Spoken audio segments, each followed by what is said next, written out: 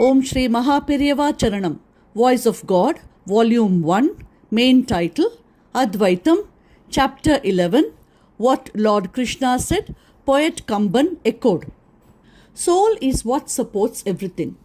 But if it is said to be beyond everything, one would think how that could be. It is confusing. In Gita, Lord Krishna would confuse like this in different ways and then make the whole thing absolutely clear. I am in everything, all things are in me, says Sri Krishna at one place in the Gita. Yo mam pashyati sarvatra, sarvam chamai pashyati. When it is said that all things are in him, it would mean that he is the soul supporting everything. But when it is said that he is in everything, would it not mean that these things support him? Confusion may arise as to which of these is correct. What is correct is that the Lord or the soul is the support for everything. When it is said that he is in everything, it would not mean that they support him. It is because of him that they have the form and the life. Without him, they have no existence. They do not support him. He is the one who creates and operates everything. Sri Krishna makes it clear. All things are like the marionette. The Lord is within them and manipulates them.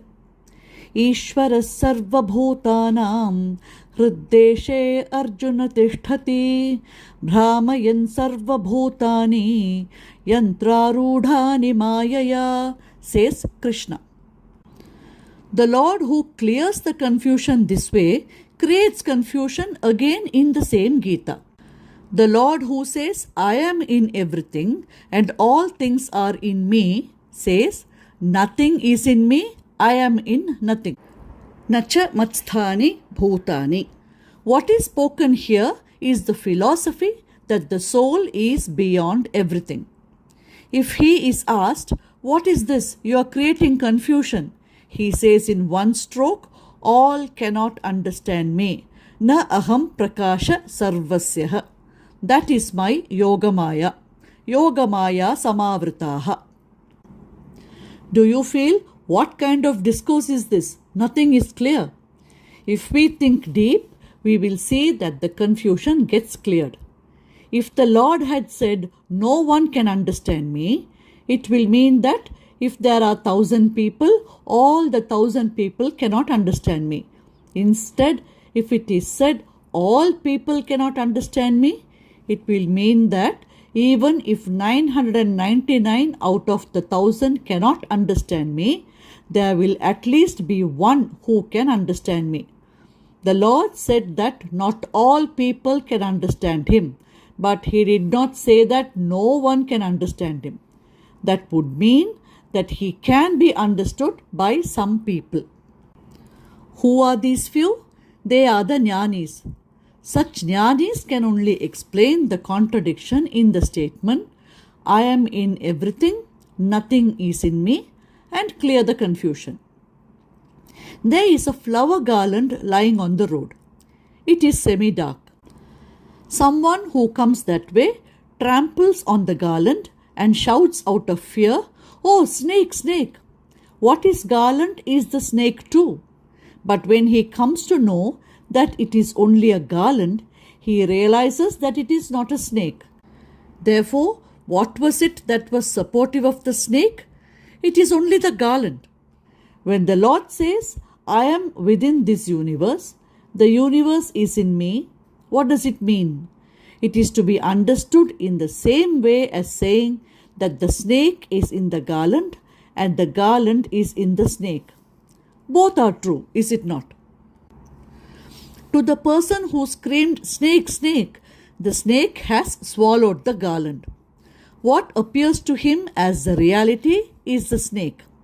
When he understands the reality that it is the garland hides the snake within itself. Garland is seen as the real thing. Although one who is afflicted by illusion or maya sees the universe as the truth, in reality, it is the Lord who is behind the universe and supporting it. To the one who by true knowledge has wiped the universe from his view, everything including himself appears as the Lord only.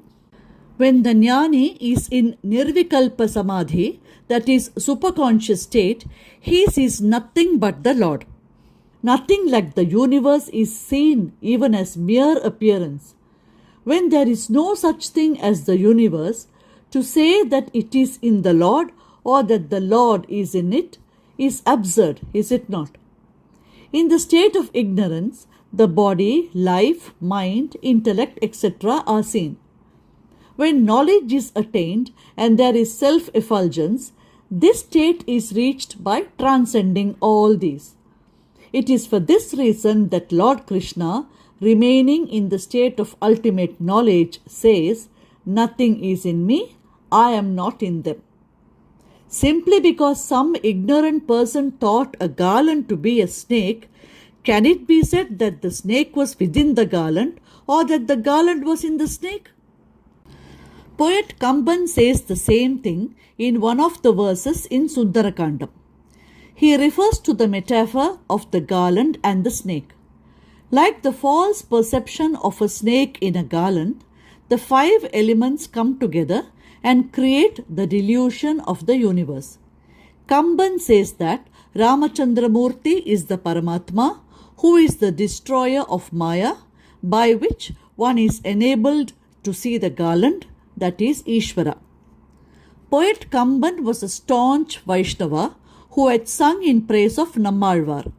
It is this Kamban who speaks the language of Advaita so clearly and describes the Paramatma. Om Shri Mahapiriyava Charanam. Jaya Jaya Shankara, Hara Hara Shankara.